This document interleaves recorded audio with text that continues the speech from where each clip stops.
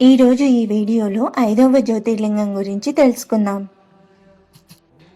5వ జ్యోతిర్లింగం ఏమిటంటే కేదార్నాథ్ జ్యోతిర్లింగం. హిమాలయాలు. ఇక్కడ మాటలు మాట్లాడవు, ఇక్కడ మౌనం కూడా ప్రార్థన. మంచు కప్పుకున్న పర్వతాలు, ఆకాశాన్ని తాకే శిఖరాలు, ప్రాణమాగేంత నిశ్శబ్దం. ఈ నిశ్శబ్దం మధ్యలో ఒక ఆలయం ఉంది, అదే కేదార్నాథ్. ఇది ఒక జ్యోతిర్లింగం కాదు, ఇది శివుడు తనను తాను దాచుకున్న స్థలం.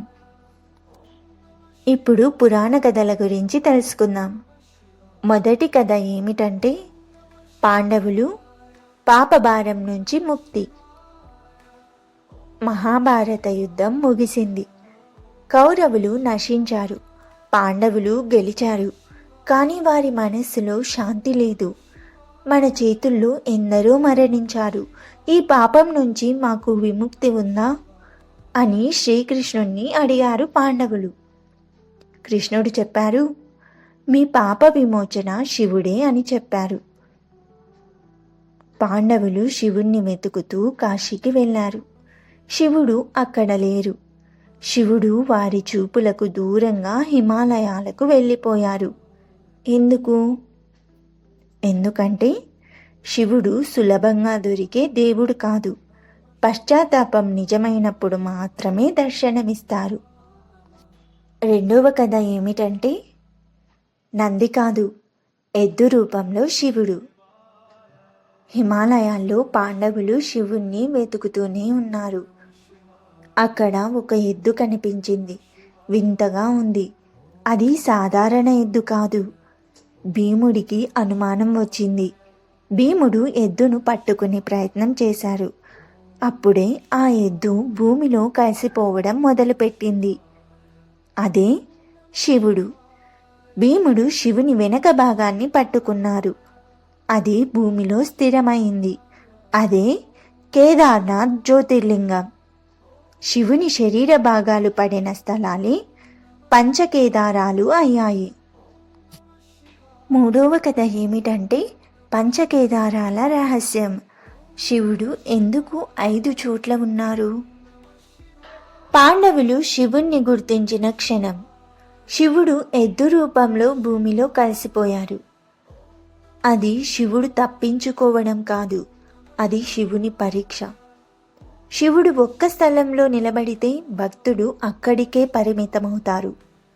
కానీ శివుడు భక్తుణ్ణి ప్రయాణంలోకి లాగాలనుకున్నారు. అందుకే శివుని దేహం ఒక్కచోట కాదు, 5 దిశల్లో వెలిసింది. పంచకేదారాల్లో మొదటిది కేదార్నాథ్. కేదార్నాథ్లో దర్శనమిచ్చింది శివుని వెనుక భాగం.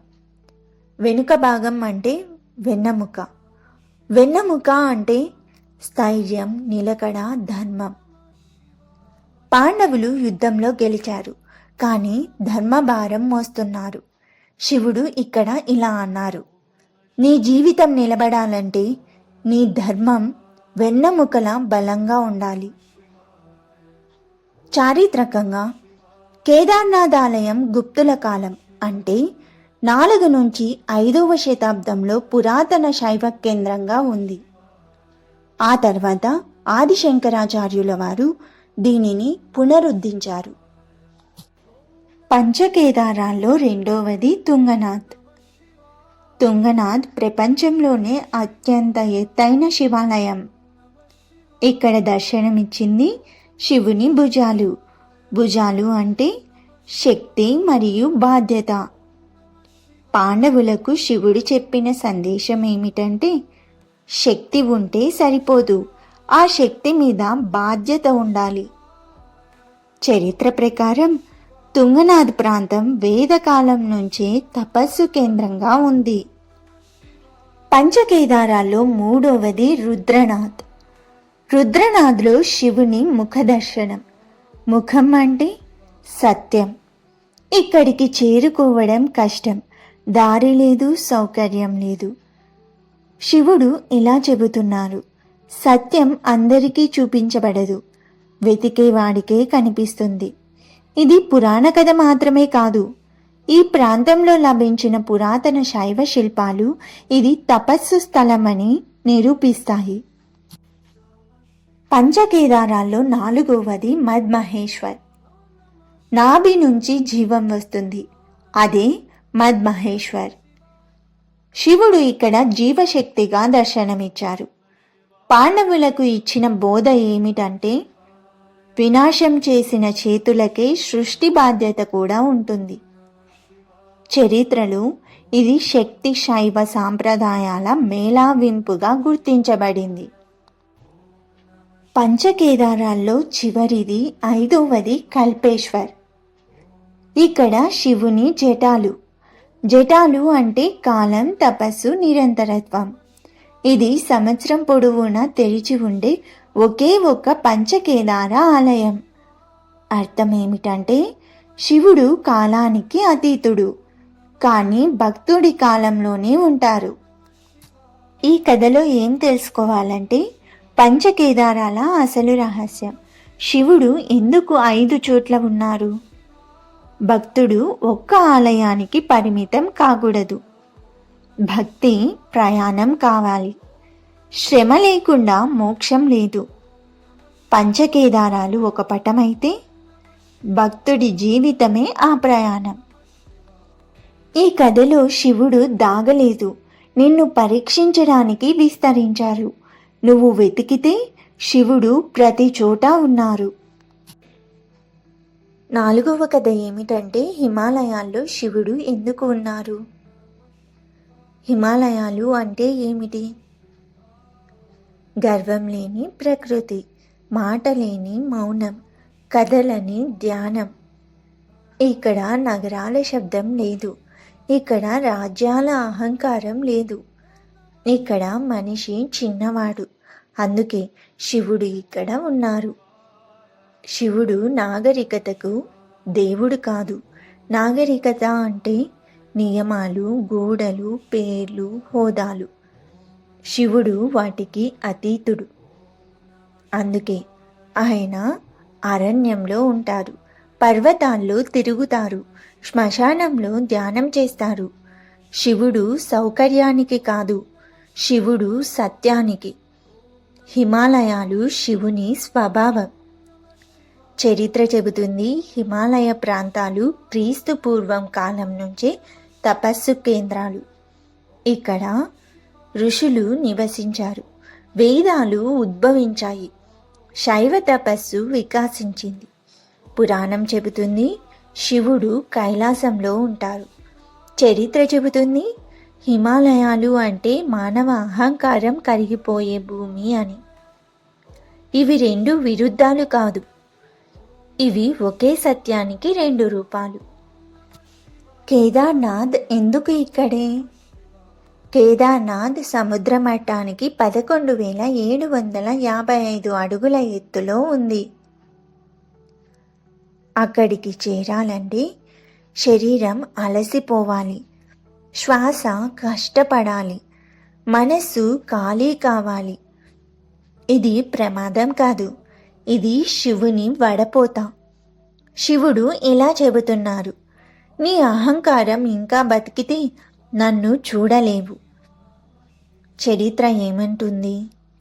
చరిత్రకారుల అభిప్రాయం ప్రకారం కేదార్నాథ్ ప్రాంతం గుప్తుల కాలానికి ముందే శైవ ఆరాధన కేంద్రం. ఆది శంకరాచార్యుల వారు ఈ క్షేత్రాన్ని పునఃస్థాపించారు. ఆలయం భారీ రాతి నిర్మాణం, ప్రకృతి విపత్తులకు కూడా నిలిచేలా ఉంది. ఇది యాదృచ్ఛికం కాదు, ఇది తత్వ నిర్మాణం. శివుడు ఎందుకు శ్మశానాల్లో ఉంటారు?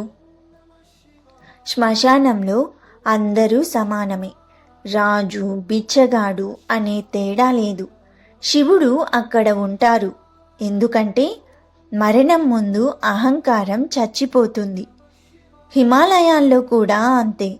అక్కడ మనిషి చిన్నవాడు, ప్రకృతి పెద్దది, శివుడు మధ్యలో. ఈ కథలో ఏం తెలుసుకోవాలంటే, కేదార్నాథ్ అంటే ఏమిటి? కేదార్నాథ్ ఒక ఆలయం కాదు, అది ఒక స్థితి.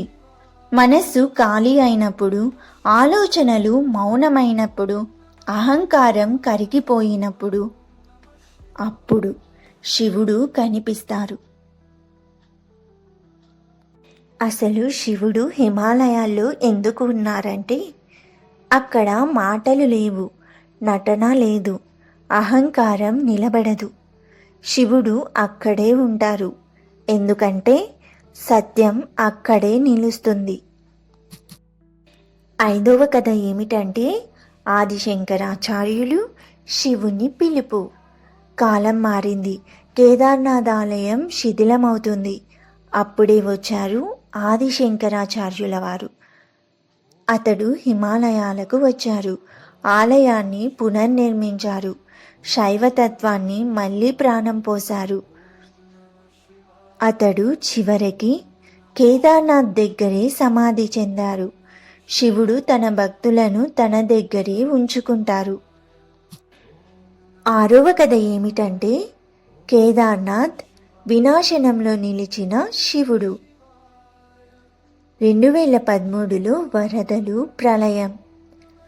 ఆలయం ముందు భారీ రాయి నీటిని మళ్లించింది. ఆలయం నిలిచింది. శాస్త్రం ఏమన్నా చెప్తుంది, కానీ భక్తుడు ఒకటే అంటారు, ఇది శివుని సంకల్పం అని.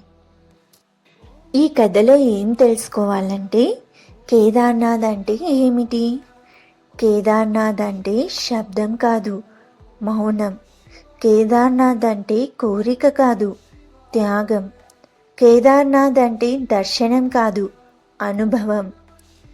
శివుడు ఇక్కడ లింగంగా లేరు, భక్తుడి హృదయంలో ఉన్నారు.